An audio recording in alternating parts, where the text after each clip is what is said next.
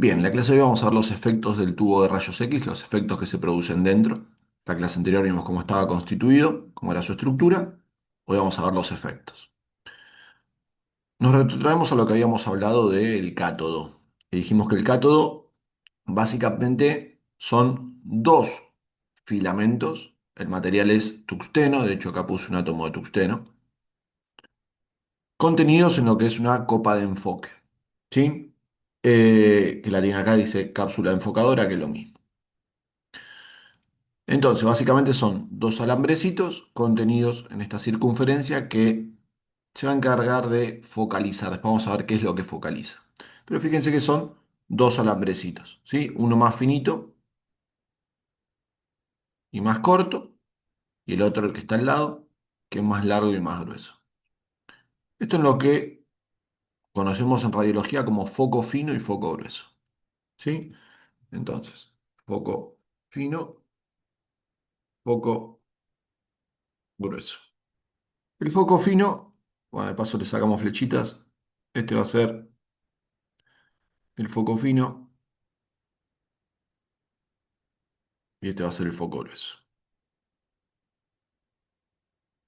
Ambos dijimos de tungsteno. Los focos finos van a oscilar en unos valores numéricos, ¿en donde el foco fino va a estar entre los 50, los 100 y los 150, y el foco grueso va a estar en 200, 400 o pudiendo llegar hasta 600. Esto se maneja en la consola, ¿sí? Básicamente, estos números lo que van a establecer es el grosor y el largo del filamento, ¿sí? Mientras más chiquito sea el número, más finito y más cortito es el estándar de este filamento. Y por el contrario, mientras el valor numérico sea más grande, más grueso y más largo es este filamento. Siempre vamos a tener dos. Generalmente, un tubo de rayos X convencional oscila en un foco de 100 fino y un foco de 200 grueso. ¿Sí? Ahora, los equipos de tomografía utilizan focos más grandes. ¿Sí? Suelen tener foco fino de 150, foco grueso de 400 por lo menos.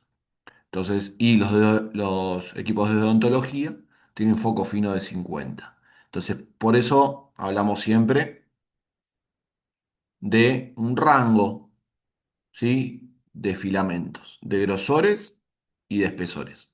Depende del procedimiento. Pero bueno, estos son los valores promedios, ¿sí? Entre 50 y 150 para foco fino, entre 200 y 600 para foco grueso. Recuerden que cualquiera de estos dos filamentos, el metal que lo constituye es el tungsteno, un metal muy pesado, ¿sí? Fíjense que tiene un número atómico de 74, tiene 74 protones. Si contamos los electrones van a estar los 74 distribuidos en estas 6 órbitas. Esto quiere decir que va a tener 6 órbitas, la K, la L, la M, la N, la O y la P, teniendo en su última órbita, en la P, solamente dos electrones. Para que se produzca el primer efecto en el tubo de rayos X, que se llama efecto termoiónico,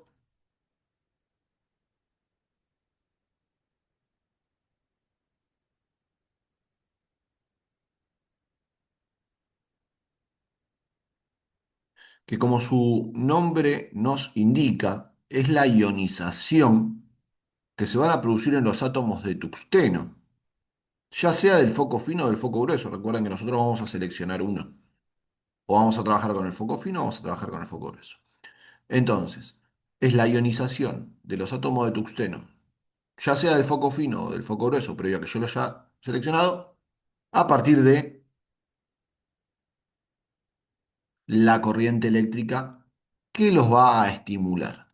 ¿Qué va a ser la corriente eléctrica? ¿Se acuerdan que nosotros dijimos que trabajábamos con dos transformadores, un transformador de bajo voltaje y un transformador de alto voltaje? Bueno, los filamentos van a estar conectados a un transformador de bajo voltaje y por consiguiente también de bajo amperaje.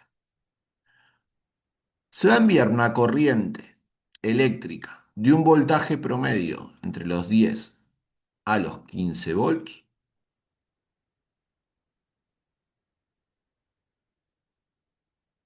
para que estos filamentos entren en incandescencia, ¿sí? Significa que se calienten lo suficiente. ¿Para qué? Si estamos hablando de que el efecto se llama termoiónico, es la ionización de los billones y billones de átomos que tienen estos filamentos que lo constituyen. Básicamente es la emisión de los electrones de sus últimas órbitas, generalmente de la P y de la O, a partir de la estimulación de la corriente eléctrica. Entonces, esto quiere decir que yo los voy a calentar y producto de que los caliento, se van a empezar a desprender electrones de los billones y billones y billones de átomos que integran a estos filamentos. Esto es importante, ¿sí? ¿Por qué? Porque esto después lo vamos a relacionar con las variables que ustedes utilizan en el comando, en la consola. Pero por ahora ustedes tienen que quedarse con los focos. Ustedes seleccionan con qué foco van a trabajar en la consola, foco fino y foco grueso. El foco fino generalmente se utiliza para estructuras que no requieran el uso del Potter Bookie, ¿sí? Son para estructuras poco densas, generalmente codo, antebrazo, muñeca, manos, dedos, ¿sí? Lo que es túnel carpiano, puente carpiano, que son los huesitos de la región del carpo. Falanges. Las rodillas pueden hacerse con foco fino, es conveniente a veces. Piernas, tobillos, pies. Todas esas regiones se hacen con foco fino. Las regiones que sean de espesores considerables, ¿sí? De espesores considerablemente altos, como es un cráneo, como es un tórax, como es un abdomen, como es un hombro, como es un húmero, como es un fémur, como son las caderas, como la pelvis, vamos a utilizar foco grueso. Y esto es por lo siguiente. Y acá me van a responder ustedes. Eh, por una cuestión lógica, ¿dónde voy a necesitar más cantidad de radiación? ¿En una mano o en un cráneo o un tórax? ¿En dónde voy a necesitar más cantidad de radiación? Por espesores y por densidad de la zona.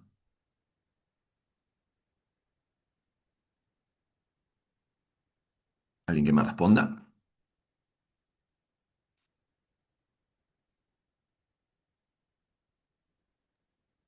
Bien. Bueno, La mano va a necesitar más cantidad de radiación que el tórax. ¿Qué es más?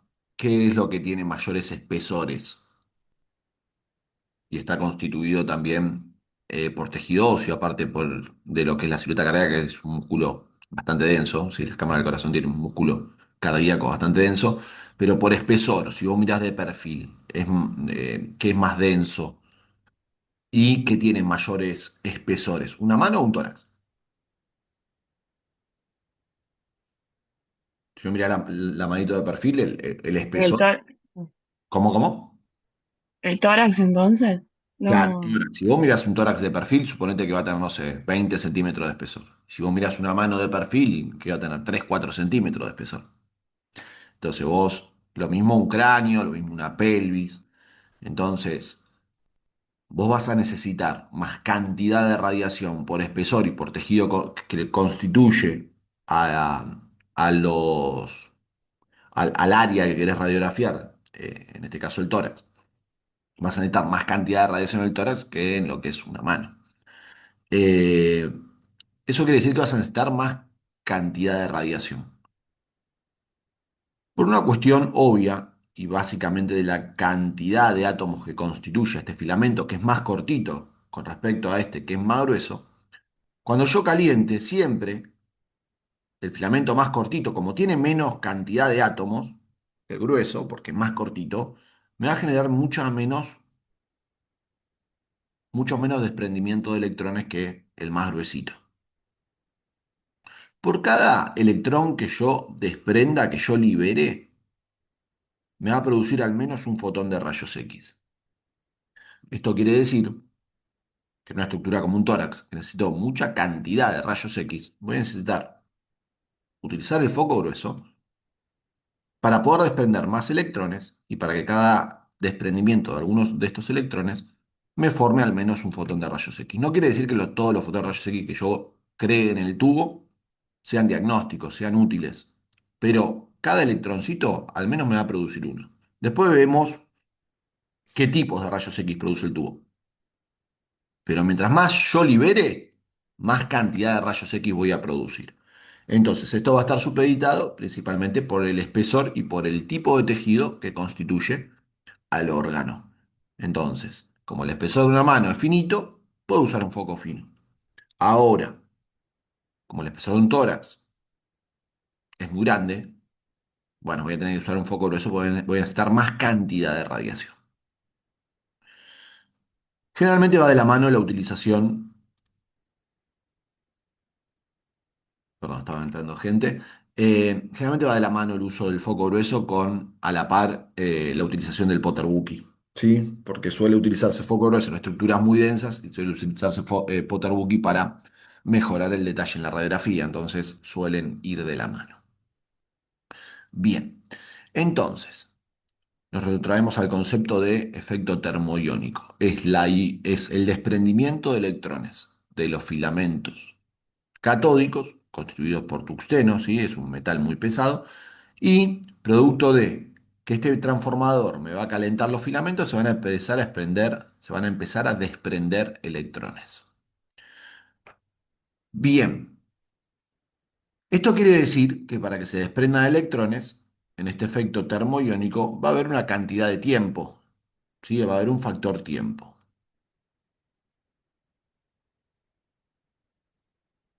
que después en un videito lo vamos a ver.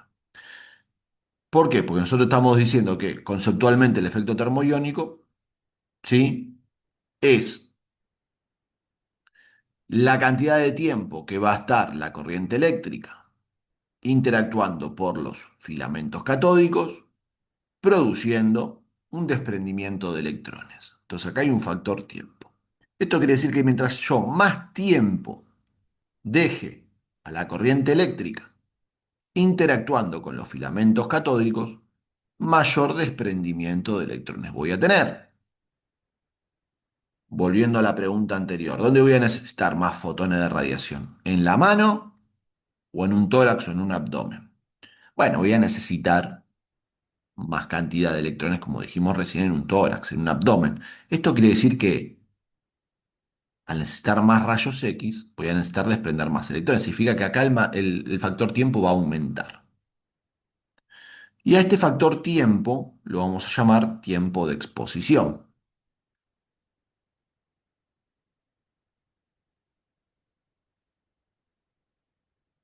Entonces, cuando nosotros decimos, por ejemplo, que una radiografía de tórax entrega mucha más cantidad de dosis, más cantidad de radiación en el paciente que una mano, es cierto.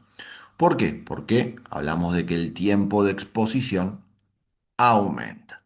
¿Y por qué aumenta? Bueno, aumenta porque voy a necesitar desprender más electrones para poder producir más cantidad de rayos X. Bien, hasta acá, ¿sí? Fíjense, estamos usando bastante terminología y de cosas que fuimos viendo a lo largo del cuatrimestre. Hasta acá, ¿me quieren preguntar algo? Sé que capaz el encontronazo inicial es un poco duro, pero bueno, hay que, nada, quizás después les convenga volver a ver el videito y ir tomando mayores apuntes.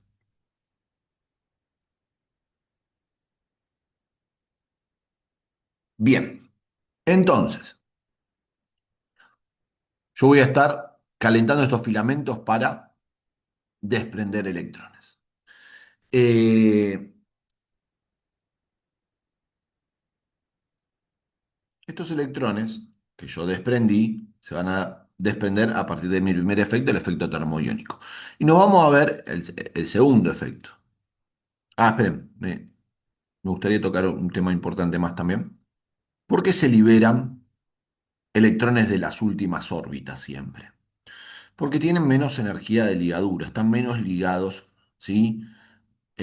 A las órbitas. Recuerden lo que decía Coulomb.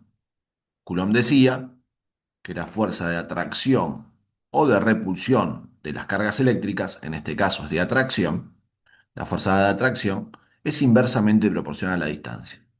¿Esto qué quiere decir? Que mientras más lejos estén las cargas, menor será la fuerza, en este caso de atracción, porque los electrones son negativos y todo núcleo atómico es positivo porque dentro están los protones. Entonces, como están más lejitos, este, por ejemplo el de la O, al igual que el de la P, están bien lejitos, en cambio estos están cerca. Entonces, claramente, los primeros que se van a empezar a liberar, aparte por las pocas energías que le damos, son los de las últimas órbitas, principalmente los de la P, siguiendo por los de la O. Aparte, estos electrones, los de la P, generalmente lo que se dice, y más al ser un metal, es que están dentro de una banda que se llama banda de conducción. Significa que estos electrones se liberan con facilidad. Al aplicarle esta baja corriente eléctrica, yo ya los puedo liberar. Los caliento y los puedo liberar. Cuando hablamos de calentarlos, hablamos de llevar al metal ese punto de incandescencia. Que básicamente es, no sé, una vez habrán jugado con un alfiler y lo calientan con un encendedor que se pone rojizo. Bueno, eso es entrar en incandescencia de los filamentos catódicos para que se produzca la emisión termoiónica y para que se liberen estos electrones. Bien, entonces, nosotros liberamos electrones de las últimas capas. Bueno, por lo que dijimos recién, la energía de ligadura. Para que ustedes se den una idea, la energía de ligadura que tienen los electrones K son de 69,5 aproximadamente. Me queda muy grande el número. 69,5 kiloelectronvolts. Esa es la energía de ligadura que tienen los electrones K. O sea, yo tengo que enviarle una cantidad de energía superior a los 69,5 keV para poder expulsar este electrón. Después va a ir bajando. Por ejemplo, los de la L tienen una energía de ligadura de 12 keV, los de la M de 3 keV, los de la N de 1 keV. Y fíjense que los de la O y los de la P, ambos, tienen energías de ligadura menores a 1 keV.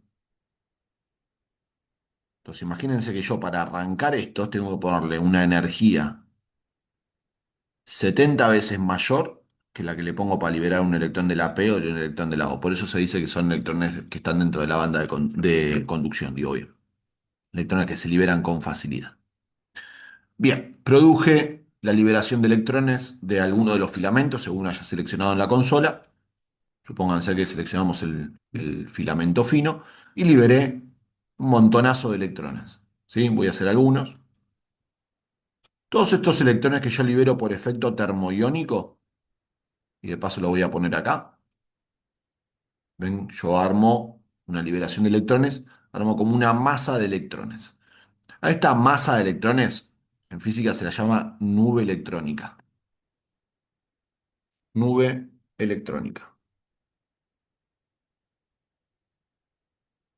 Esta nube electrónica va a ser más grande dependiendo de dos factores que ya nombré antes. Va a ser más grande si el filamento que utilizo es grueso y va a ser más grande si aumento el tiempo. Yo los caliento más tiempo y libero más electrones, o si aumento el tamaño del foco, porque al ser más grande tiene más cantidad de átomos en su integración, por consiguiente voy a liberar más. Dijimos a su vez que cada uno de estos electrones me va a producir al menos un fotón de rayos X. ¿Sí? Esto quiere decir que para regiones de espesores y de tejidos densos, voy a necesitar más cantidad de rayos X y voy a tener que liberar más electrones. Bien, yo conseguí mi nube electrónica a partir de este primer efecto que es el termoiónico. Termoiónico. Estos electrones los voy a hacer colisionar. Y se acuerdan que vimos al ánodo como polo positivo del tubo de rayos X, que tenía el corte bisel o punto focal. Bien, la copa de enfoque los va a conducir, por eso se llama copa de enfoque, ¿sí? Esta copita, o cápsula enfocadora. los va a conducir para que la mayoría de estos electrones impacten a gran aceleración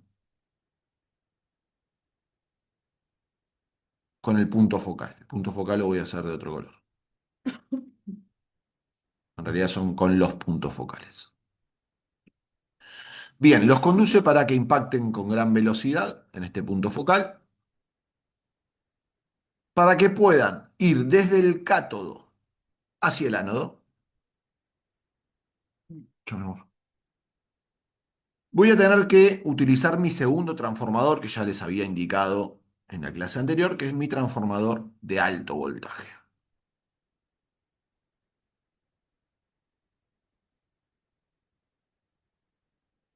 Si acá utilizaba 10-15, acá dijimos que vamos a utilizar valores de kilovoltaje que vamos a oscilar entre los 40 kilovolts hasta los 150 kilovolts, que es lo que entrega hoy un transformador de un tubo de rayos X nuevito.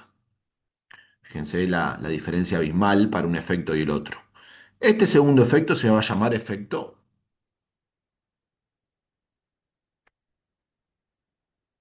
Forest. O también se va a llamar diferencia de potencia. Este que dijimos llamado efecto termoiónico, ese es el nombre nuevo, también lo pueden encontrar como efecto Edison.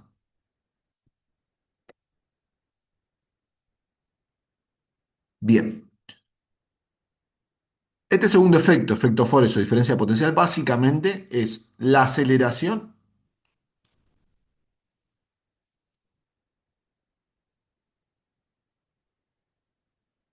que sufre la nube electrónica, o también llamada carga espacial. La aceleración que sufre la nube electrónica o carga espacial a partir de mi transformador de alto voltaje para hacer impactar a esta nube en el punto focal del ánodo. Bien, este segundo efecto entonces es la aceleración de estos electrones. ¿Por qué yo los acelero? Bien, los voy a hacer colisionar con los átomos del ánodo que también son de tungsteno. Y en esta interacción, electrones libres por efecto termoiónico con los electrones ligados a un núcleo atómico que tienen los átomos del ánodo, en esta colisión se van a producir los últimos dos efectos del tubo. Este es el primero, este es el segundo. Y los otros dos son el tercero,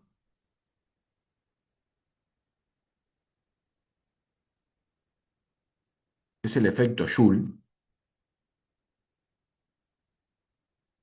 que ya lo vimos. Y el cuarto efecto es la formación de rayos X.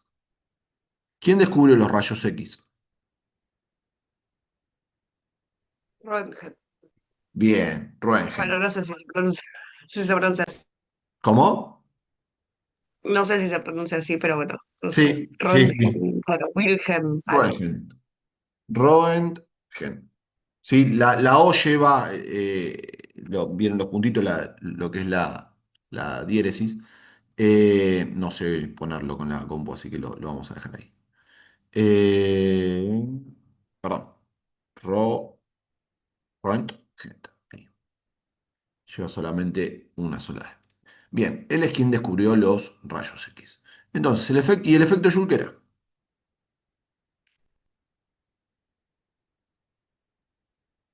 Que nosotros lo podíamos medir, hicimos cuentitas al respecto y demás. ¿Qué era el efecto Joule? ¿Qué determinaba el efecto Joule?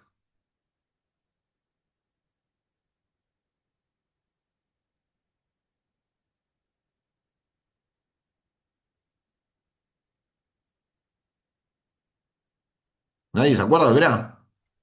¿No era algo del trabajo? No. No, no.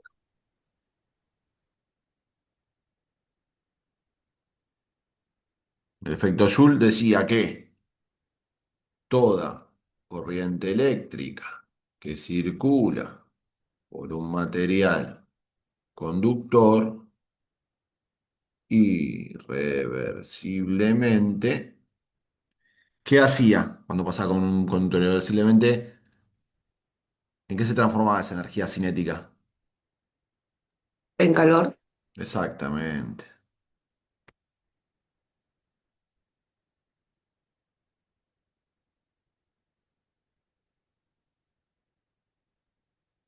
¿Y acá qué está pasando? ¿No está pasando exactamente eso?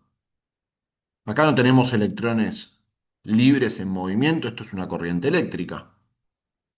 Entonces, es una corriente eléctrica que está circulando, ¿sí? El tubo de rayos X claramente, ¿sí? Está al vacío, los hacemos colisionar, moverse desde un punto, un polo negativo, un polo positivo, es un circuito eléctrico. Entonces, cuando yo mueva toda esta nube electrónica, todos estos electrones libres, cuando yo los haga impactar con el punto anódico, bueno, gran parte de esta energía cinética, ¿sí? Brindada a partir de la aceleración de estos electrones por efecto Forest o por diferencia de potencial, claro, esa energía cinética se va a transformar en calor. Y otra proporción en rayos X. En calor es prácticamente el 99%. Y de rayos X formo solamente el 1%.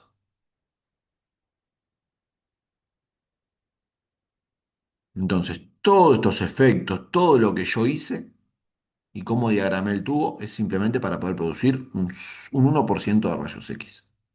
Por eso es que nosotros, el tubo de rayos X, vemos que está constituido por una ampolla de Viropire, que tiene aceite refrigerante, que la carcasa es de plomo. Todos estos materiales son grandes amortiguadores térmicos. Y eso es porque la gran mayoría de la energía que producimos es calor. Toda esta colisión de electrones con el filamento, todo este impacto de estos electrones libres en el punto focal, lo que más me produce porcentualmente es calor. Solamente me produce un 1% de rayos X. Bien, ¿hasta acá hay alguna duda con los efectos del tubo?